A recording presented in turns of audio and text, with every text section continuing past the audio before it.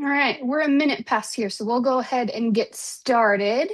Welcome, everybody, to today's Skills Kickstart session on the purchasing lifecycle. Your presenters today are Lori and Kelly. My name is Jossie. I'm going to be your facilitator today. And we want to make sure you get any of your questions answered throughout the session. So go ahead and throw them in that Q&A or chat feature, and I'll make sure to get them over to your presenters. And with that, I'll hand it off to you two. All right. Thanks so much. Appreciate it. Yes, this is the session on the purchasing life cycle. Just to take a second to introduce ourselves, my name is Lori Hamill. I am the manager of customer enablement here at Encompass.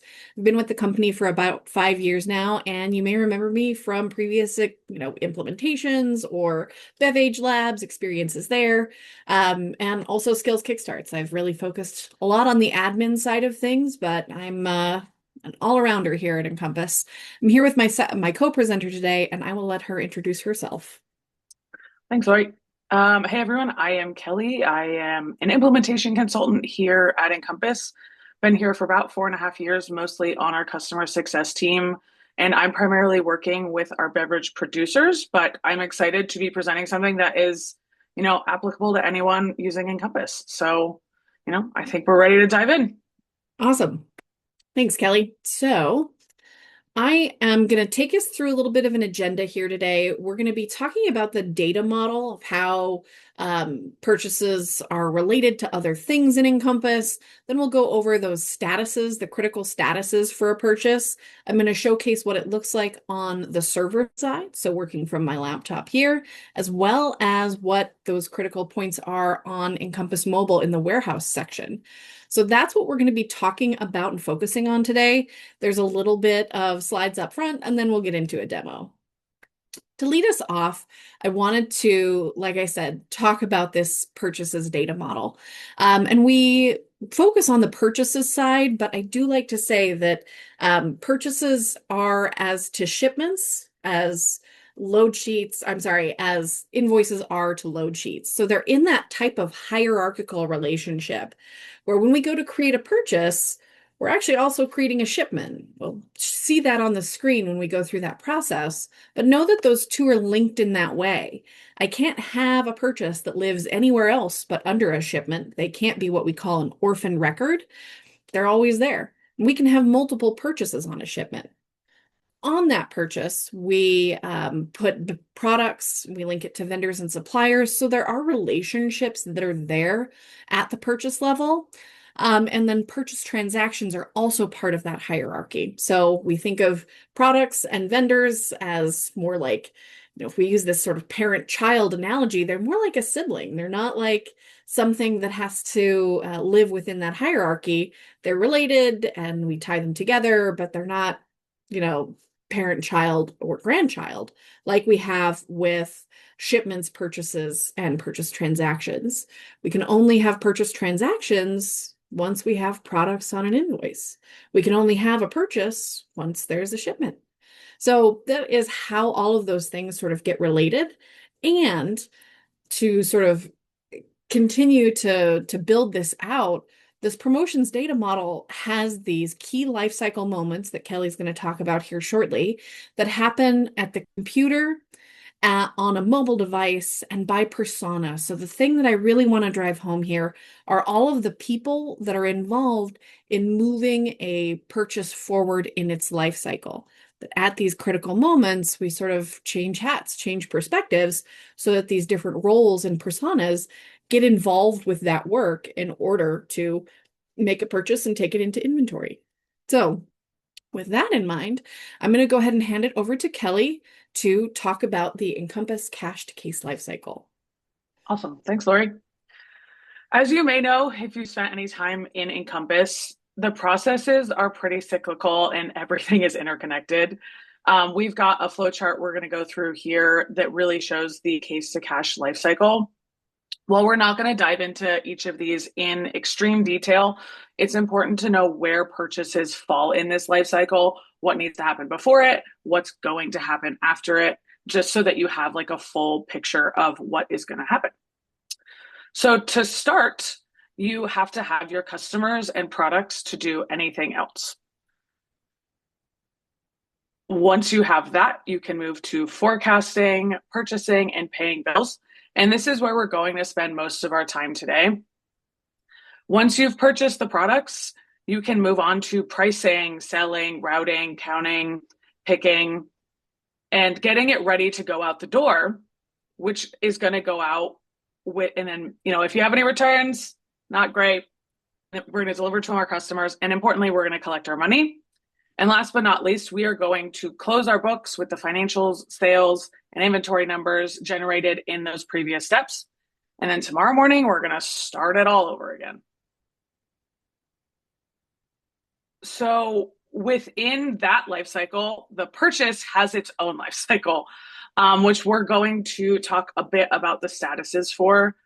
So we're going to start in the bottom right with new status. When a purchase is a new status, this is normally for forecasting, deciding how much we need. We can edit it, we can adjust it. Maybe we need to talk to somebody else, make sure that everything that department might need is on that purchase. This has not been sent to a vendor or a supplier yet. It's still kind of an idea at this point. When we move to ordered status, just like the name says, the purchase has been ordered. It's been sent to your vendor or supplier. Importantly, your inventory has not been impacted yet, but you can look at Encompass and say like, hey, we should be expecting this.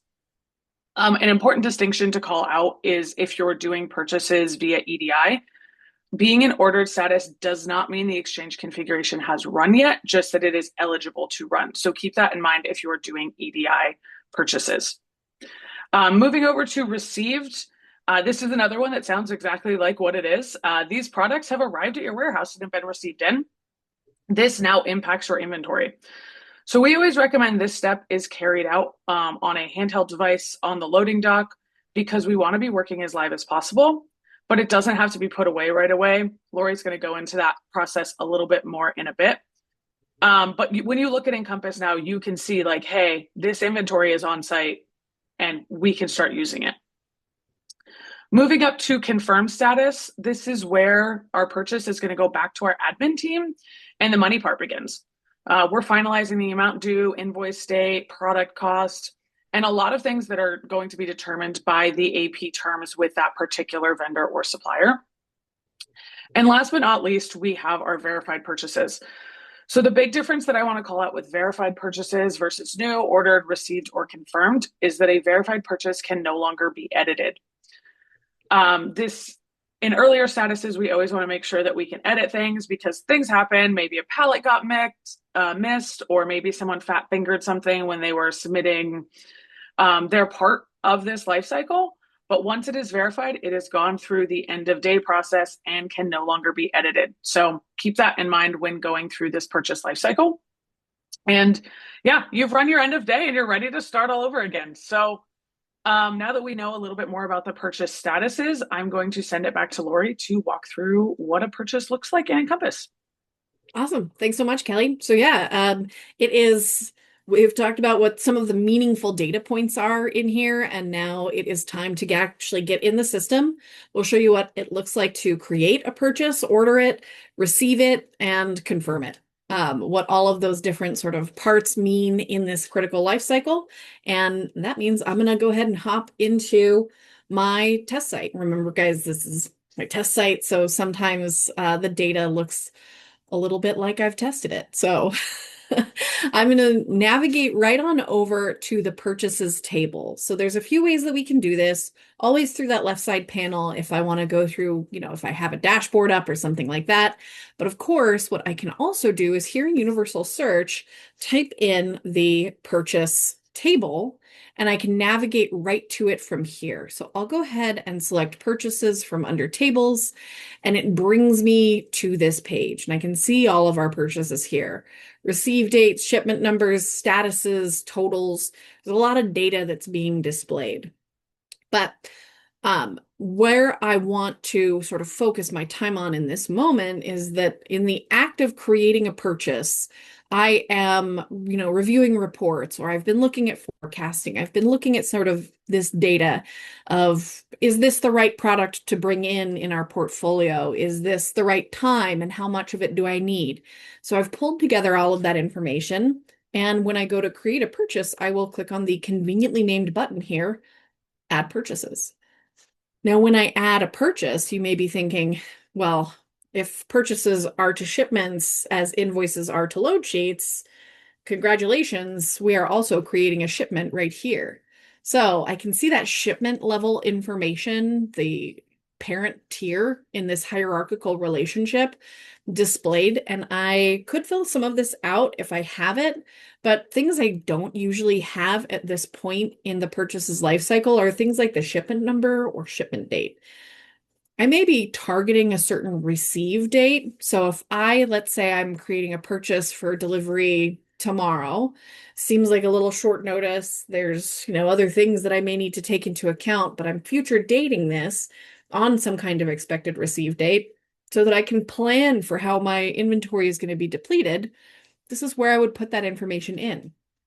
Other stuff that I don't have yet are the trailer number, the temperature of the product. This is still a hypothetical at this point. Ship days in advance.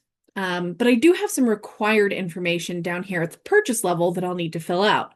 One of those things is the vendor, of course, who I'm going to buy this product from. So I'm going to find my Wind and Clouds vendor, and I'm going to choose a location that I'm going to receive this product at. So all of the forecasting that I've been looking at, any of those reports, any of my conversations to this point for this purchase have focused with one of my 3 locations, Sterling. Other information I do not yet have are an invoice number, an invoice date. I can't fill anything else out here. So I'm going to move forward because I do have my required information, and then I will click the very tempting Add Record button. This brings us into our purchase edit screen, and you'll see that I can still fill out some of that shipment level information, shipment number, arrival date, etc. But it's only been seconds and I still don't have it, so I'm not going to put anything in there. But what I am going to put in here are any of the products that I plan to purchase. So because I'm tied to this Wind and Clouds vendor, the products that I want to purchase are going to be the products that they sell. So let me take a look for my strawberry seltzer. And I'm looking for my silly strawberry. We've got kegs here. You notice that when I search for that product, it's created a line item. So this is the purchase transaction that's going to be associated with this purchase for a single, product that I have selected. And I'm going to pull in 10 of these silly strawberry kegs. If I don't know it, I would be able to leave my freight on board blank until I have the actual invoice in front of me. So this is a reason why my FOB might be blank, is that if it's a new product to me, I don't yet know, I have an estimate, whatever the reason, if it comes through blank like this, obviously it's something that I can fill in. And I'm going to put in that these guys are 32 per unit. And I also need to include that deposit. We pay $30 for our half barrels, so we can see how much we're paying now for this product, the costing associated with it. Now, if I were using something like product cost plans, I might see this already populated for me. So it would be pulling through that product cost plan data for the freight on board, for the deposit, etc. Now, once again, I see I have a box for an expiration date.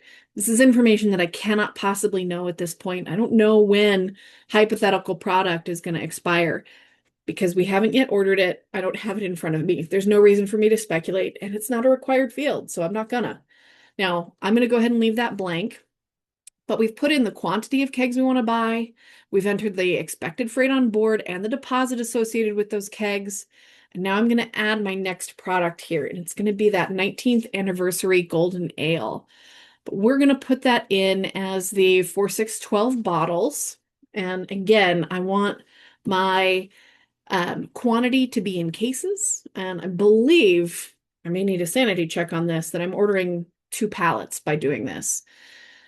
And because I'm not using product cost plans for this product either, I don't have freight on board auto-populated. This is not a product that has a deposit associated with it, so that's not a field that is open for me to edit. even though expiration date is, which again, I'm going to skip. I'm putting in that FOB cost for both of them, the expected units, and I'm moving along. Now, if I have these purchase cost types set up the way I expect them to be, it would auto-calculate all of this. Now, I'm going to go up to the top of this record. I see 3 buttons up here. Save changes, which would allow me to keep this purchase in new status, which means that I haven't made an order, I haven't submitted it to anybody. It's an indicator typically that I may come back and edit it. I might add or subtract to the units that are on here. I could add additional products that I'm going to purchase from this vendor. But by clicking Save Changes, the purchase that's currently in new status stays in new status. If I look at the next button over, Order Shipment, it would move it to that next status, the ordered status. Now, when I click order shipment, what it does not do is automatically send this out via EDI or email or anything like that. It makes it eligible to send in those ways. I would still need to take that step to order it. It just moves the status forward. So I'm going to go ahead and click on order shipment. Like I said, if I were using EDI, this wouldn't automatically send it out. What it would do is the next time that scheduled task runs, it would send out the exchange task that sends this. But we have some time in those cases.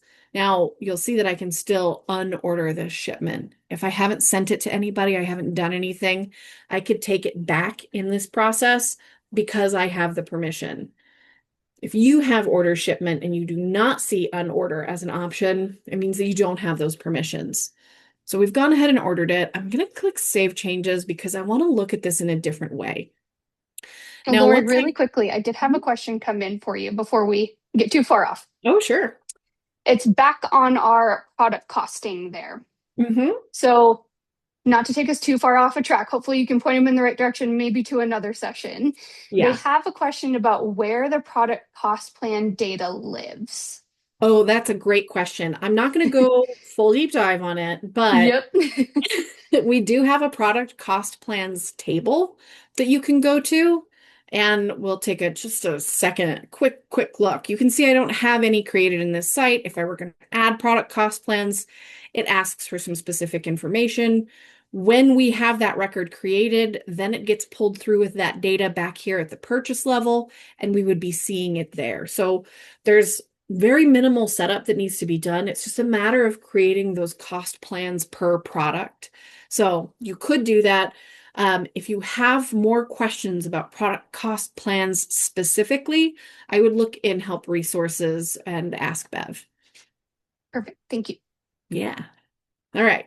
So this is a great sidebar question. I love product cost plans because I feel like they simplify so many things by pulling that information in and normalizing expected costs and allowing for more predictable behaviors within the system.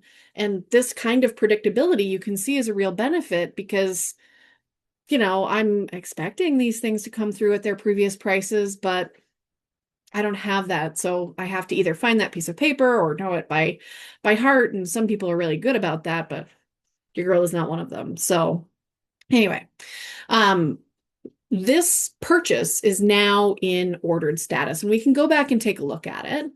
So I'm going to sort this by receive date because today or tomorrow should be on here, and I see that it is.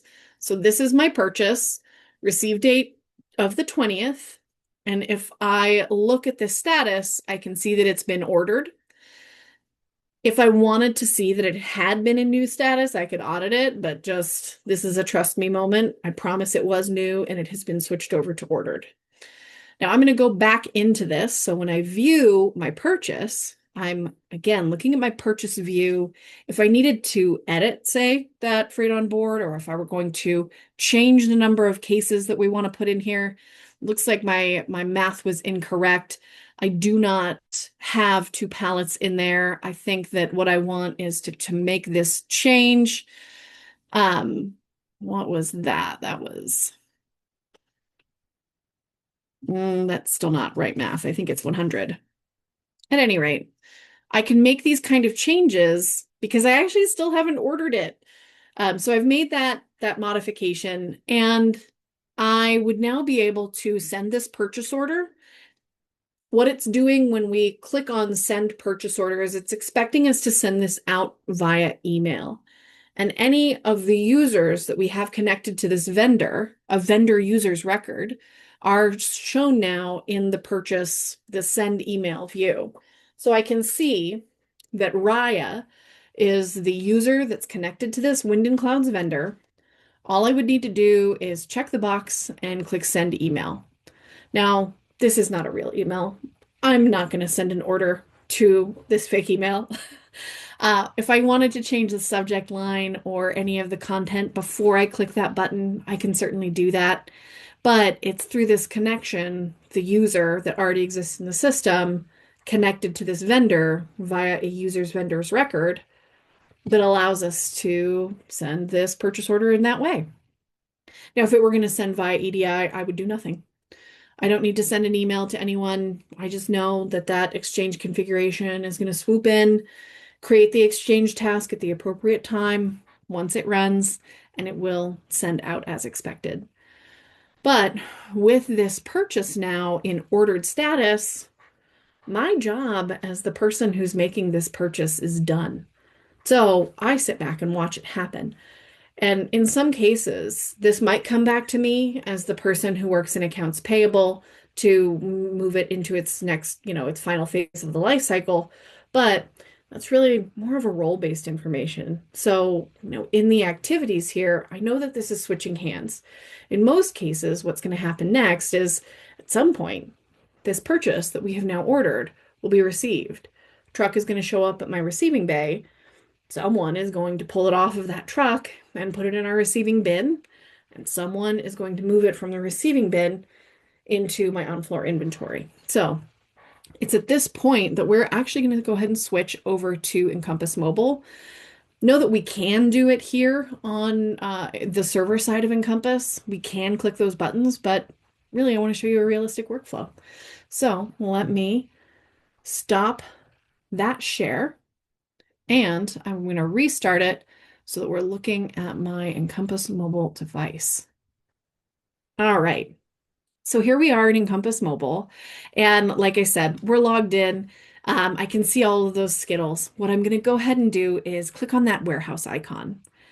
And from here, it's going to ask again. And it's because we need to log into the warehouse in addition to being logged into the app. So we'll go ahead and click on log into warehouse. And now we're brought to the screen where if you have multiple locations, they're being displayed here. So go ahead and tap into Sterling because that's where I know we're going to receive this product. And I have super permissions, which is why I could see all of them. But usually you'll either only see your location or it'll be bringing you right into this, WMS screen for it. Now, what we've done is gone ahead and scrolled down in this page in order to see that section labeled receiving. So, conveniently named, we are going through the receiving process and we'll just go ahead and tap right into it. And it's from this page now that we are shown the sort of calendar and all of these dates. I know that it's the 20th that I'm looking for, so I'll find that purchase here and tap in to view it. And on this date of the 20th, it's tomorrow, we've received our product. We see it sitting right there. Go ahead and tap into the purchase itself for Wind and Clouds because that's who's sitting on my dock. Now, if I needed to print a pallet tag, this site is configured to ask me that at this point. I would select one of the appropriate options. And because we're using the simulator and we're not connected to a printer, we're going to select do not print. But if that is something that you wanted to do, print on receive or whatever else, you select the option that's most appropriate for you. In this case, we'll select do not print. And once we do that, we're actually brought right into the purchase. I can see some more of that information that we didn't have before when we were entering the purchase in. The person in the office doesn't know about the shipment number or the temperature. And I would be able to go in and enter that information, but let's actually start all the way down here at the bottom. Now, before we tap into it, we're looking at this 19th anniversary golden ale. I can see that the total cases says 0, but I also know that I ordered 100 of them. So the reason it's displaying total cases 0 is because the system wants your team members to have to enter in what they actually see. Otherwise, people are just hitting next, next, next, next, next as they go through the process. And we need them to actually count it because we can't make sales of products that don't exist. So we'll go ahead and tap into this product, and I just want to call that out. This next step is asking me if I'm going to put this product right away. What this means is, am I the person who's currently receiving the product, also going to physically move this product into its bin, either backstock or pick bin? If I am, then we would select yes. But if I'm not, I'm going to select no. And in this case, I'm going to select no because I know that in my workflow, I'm just receiving the product. Somebody is going to come behind me and start putting those products away, and I'm going to let them do their work. It's going to sit in the receiving bin. So in this case, I'm going to select no. And now I am looking at my product details. Pretty simple screen here. There's only a few things that people can really do to enter this information. What we want is to start off by entering the expiration date we see in front of us. So we'll tap into expiration date, and let's give this a 4/11/2026 expiration date, and tap done. And that, I mean, in this case, because I'm not looking at product, that's a reasonable expiration date to expect for something. But you would be just taking whatever expiration date you have in front of you and entering it here. Next, we're going to look at the palette information. We have cases per palette, cases per layer, and then we have boxes for palettes, layers, and cases. These are additive. So if I were to put in one palette, one layer, and one case, know that it's going to total all of that up at the bottom, and it will give us whatever that amounts to. So it looks like 71, which is not, in fact, what we have. What we want are 2 full palettes in front of us. That's what I see. So this is going to change the total amount once we enter that number 2 and tap done. So I can see the total amount. Now, if you guys remember, when we were entering that information, we put in 100 cases because I thought that's what was our case palette information, and it's not. They went ahead and rounded up to account for my errors in that they delivered us 2 pallets. So, in fact, that is what we have in front of us. We're going to go ahead and click save. And now we can see that the pallets have been updated, the total cases have been updated, and we have an expiration date. So we can see that difference really clearly here between the product that we have received and the product that we have yet to tap through the system. We'll go ahead and do that silly strawberry as well. So when we tap into it, again, we'll need to start off by entering an expiration date. Now, while we're entering that in, we can just do the same one. We don't need to worry about if we had left it blank. It's a required field. It wouldn't have let us move forward without it.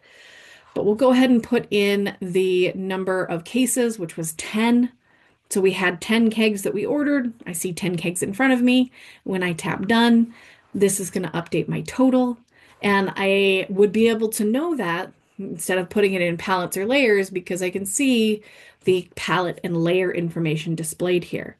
1 pallet and 1 layer means that I need to be putting this in the cases field, not anywhere else. So go ahead and click save. And now we have received both products on this purchase. If we got a surprise amount that came in, they sent us an extra flat layer of their spring product, whatever it's going to be, we would be able to add a purchase to this shipment by clicking on that plus sign or the add products button. In both places, I'm going to be able to pull more information in. And it does sometimes happen, not that often, that we're like, surprise, here's some exciting new product. There you go. Or they've just shown up on your dock. You would be able to do that too. Now, looking through these buttons, I also see the ability to add pictures.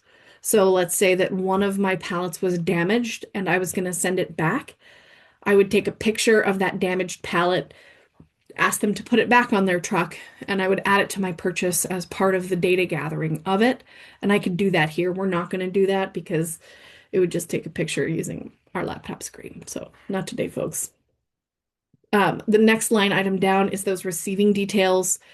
We would be able to put in, time, temp, memo, come back to some of that information. But it's really this bottom button, the receive, that I want to click next. So it is this process that moves the purchase forward to the next phase of its life cycle. Go ahead and click.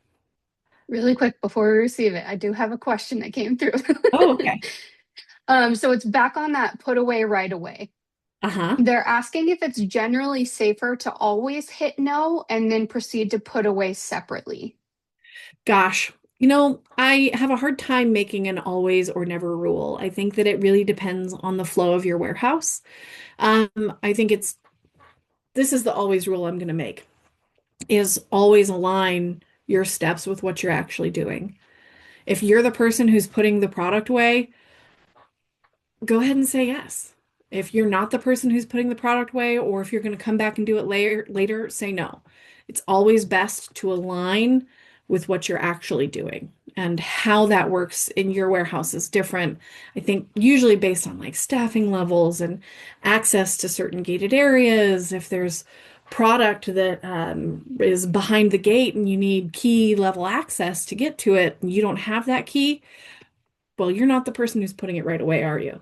So there's variables in there. There's not a hard recommendation other than always align with what you're actually doing, with what you actually see in front of you. We often use the phrase never lie to Encompass. And then a question about our pictures button here. Is it already recommended to always add pictures of what you're receiving as an added redundancy? Oh boy, always never. We got deletes today. Um, I would say it's always best to follow the guidance of your team. I think pictures, if that's an added step that your team has found essential for QA, then yeah, it's a best practice. The best practice is to follow with what your leadership has decided about it. Perfect. We got a thumbs up. All Excellent. right, let's rip it and receive it. Yeah, do it. Okay, so if you remember back, we had ordered 100 units. What we actually accepted were 112 because that was not, in fact, a full pallet. They did go ahead and send us 2 pallets, and this is just that, again, that moment of like, we ordered this. Is that what actually happened? This other number that didn't come through as expected? And if that's the case, then we click receive. And if it's not, we would either create a new purchase or hit the back button. In this case, it is what happened, so we'll go ahead and click receive. All right, and this just brings us back now to our receiving page, where if I had other purchases to pull in, I certainly would and could. I could tap on any of those dates and move them forward. So we're not going to do that, but I do want to just take stock of this page for a quick second. In the very first question, it asked if we wanted to print a pallet tag. It was because I didn't have one to scan. But if they came with a pallet tag and you scan that pallet tag, know that that's an option in that very top header. We click on that little scan icon and it allows us to scan with our device. Now, I don't have a pallet tag, and even if I did, that wouldn't help Jazzy. She's the one that's sharing the iPad right now. But if you have something that is able to scan, this is how you do it. And in a world where you get a fully new shipment and product, saying, oh, I don't have anything that matches that. If I were going to create a brand new one, surprise product showed up on my receiving dock and I'm going to go ahead and accept it, I might tap that plus sign in order to create a brand new purchase instead of editing something that exists. So from the iPad, I am able to take it all the way through in Encompass Mobile for the warehouse, from new to ordered to receive, all right here in one fell swoop. It's not a super common workflow. I just want you to know it exists, but these are some of the opportunities that we have in Encompass Mobile for these not uncommon scenarios, but not necessarily this sort of standard workflow that we would see for most purchases. All right, And go ahead and Lori, I did have another question come through for you. yeah. Is there a way to turn off the ability for a receiver to create another purchase if the quantities are not correct or something is missing? Boy, I that's something I'm going to have to follow up on. I'm just not sure. Okay, I we'll want to follow up with say, you, Jeff. yeah, I want to say no, but I want to confirm it. So follow up after the session. Thanks so much. Okay. Okay, go ahead and tap that back button. Now, what you may be wondering in here is, did that back button action sync the data from my handheld, from Encompass Mobile Warehouse back to the server? And why haven't we had to sync it all during this process? And it's because we actually don't have to sync the warehouse. So when we're in that warehouse app, the data is live and active in a way that it is not when we're on Encompass Mobile for sales or delivery. The warehouse app doesn't require a sync or anything in order to push that data up, and we can verify that right here and now. So remember that we did not sync here. You can go ahead and stop sharing your page, and I will take it back over because I'm going to go into our purchase again on the server. So we can see our friendly purchase is still in ordered status, but I did just say that we didn't need to do anything in order to move it forward, that it pushed that data, and it did. It is merely that I need to refresh my screen. And we can now see that this purchase has been moved from ordered to received. So that status has changed, and something else has changed here. We did set that receive date to be tomorrow, but because the system knows what day it is, not what day I mean to put in, it automatically updated that. So, because Jazzy, my friend in the receiving bay, received this product on today's actual date, that's what got put in there. So, notice that it updated that. It has that kind of logic for you that, we intended to receive it tomorrow. It arrived a day early, and this is my actual receipt date. So, it's here for us. I'm going to arrow back into this product so that we can take a look, or I'm sorry, into this purchase so that we can take a look at the information that's here. Now we can see the total cases, 112, my 2 full pallets. We can see all of those prices that have been updated throughout, that the purchase accounts are being impacted by all of this. And I have the ability to, because I have super permissions, unreceive the shipment. So remember when Kelly was talking about the ways that we can undo our work, we either will hit a point where we will not be able to do that.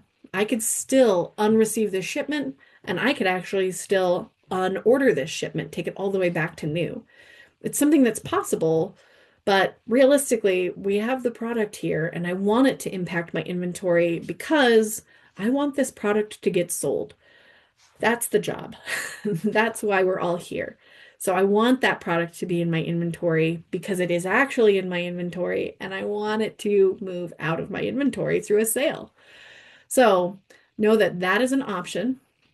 However, if everything is correct and as it is expected to be, I would move forward with it by clicking Confirm Bill. So when I click on Confirm Bill, it's asking me to review my cost variance warnings. So it has them up here for us. It's different than what we expected, but this is actually what we're going to pay. If I were going to make any changes to it, if I did have costing differences, no, I would be able to click on this Edit Costing button.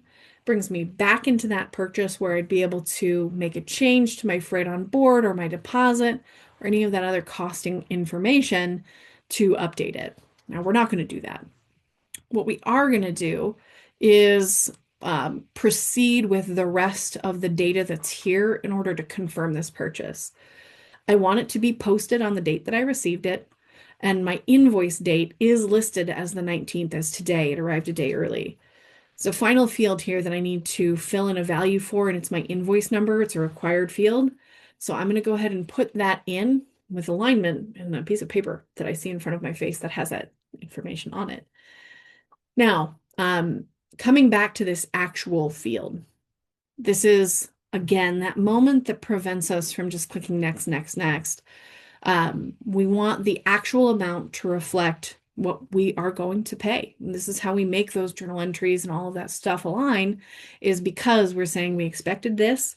This is what I actually paid, and they match. So when I go ahead and click confirm bill, what we'll see in this purchase is that my invoice number has come through. If I were going to put a purchase order number on it, I would be seeing it as well here in this purchase number field. And I can see, like I said, that the status has changed. Unlike anything in this column, I can't receive it. I don't have a link to verify, which would be that next step in the process. Verification is done by running the end of day process for it. We're going to hop over there, but I'm not actually going to close the day. So again, it's changing hands once again from new to ordered, from ordered to received, from received to confirmed, from confirmed to verified.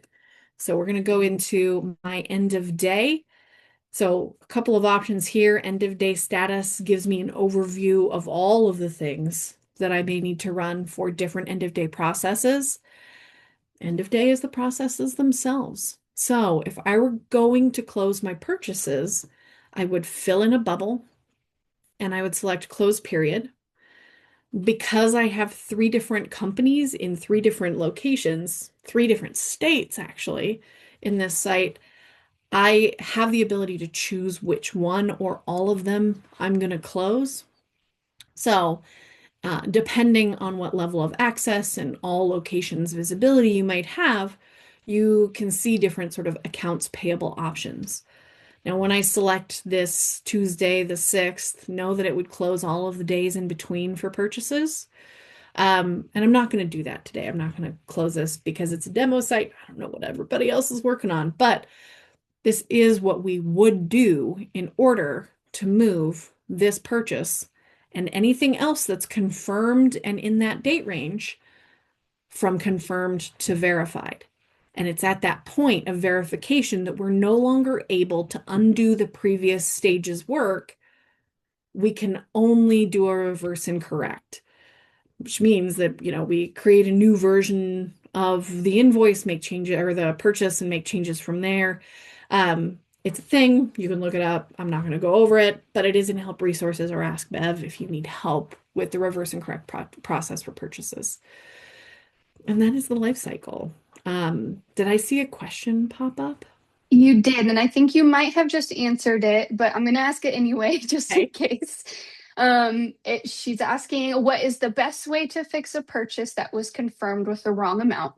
The Oh. purchase is from late December of 2025 and is in the verified status. Yes.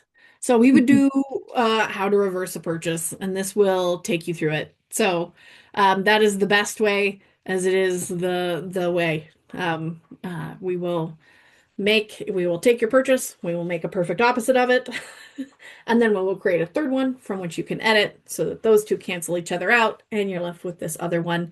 If you do need to go back and correct journal entries, then that is, a manual process as well. So you can do that journal entry report here at Encompass if you're using financials, or you would need to correct your general ledger sort of with that other process. But know that this is what happens here in Encompass, and we do have steps for it. Okay, so I am going to go ahead and take us back just to review these. So in terms of a wrap up, this is what we focused on today. The process of doing new and ordered purchases. Who is doing that work? Who is creating it to new? Why would you set it to ordered? And what happens to your inventory?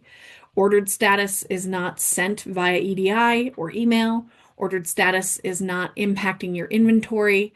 It makes it eligible to be sent by EDI, and it makes it so that you can receive it in your inventory in the next phase of its life cycle, received.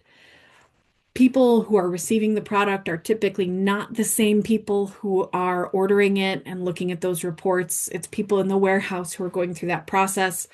We can do that on the server side, but Traditionally, it's done on Encompass Mobile, specifically in the warehouse app.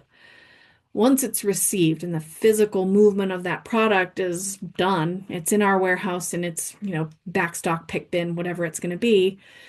The purchase life cycle next phase is the confirmation. So this is back in the administrative side of things. It changes hands in order for someone to look at the invoice that the vendor or supplier has given to us, confirm what we see in the system, and make it eligible to be paid. Finally, when we run our end of day process, this verification occurs where it takes confirmed purchases and marks them as verified, and they're ready to be paid or sent as bills to our general ledger. So we're able to sort of report on those things in the system and outside of the system in whatever tools we're using for financials. All right. I want to take a moment and thank all of my attendees, and I particularly appreciate my co-presenter for the day, Kelly. So thank you, everyone. All right. Well, I will start us wrapping up then. If you have any last minute questions here, don't worry, you're not out of time. Go ahead and type those in while I'm wrapping up. Thanks again, Lori and Kelly, for presenting for us today. We do have several more Skills Kickstarts before we end for the season. So head over to that e-learning dashboard to sign up for those. We also have BevAge coming up as well. So make sure you sign up for BevAge this year. Once we end the session today, there will be a short survey that pops up. It's just a few questions, and we really appreciate your feedback on those. And there's also a box for you to suggest some future sessions. So please take that if you have a second. This session will be posted on our recording archive dashboard by the end of the day today. So you can watch that later or share it out with your team. And I'm not seeing any other questions come through here. So thank you everybody for your time today. And I hope you have a great rest of your day. Thanks, y'all. Bye, guys. Thanks everybody.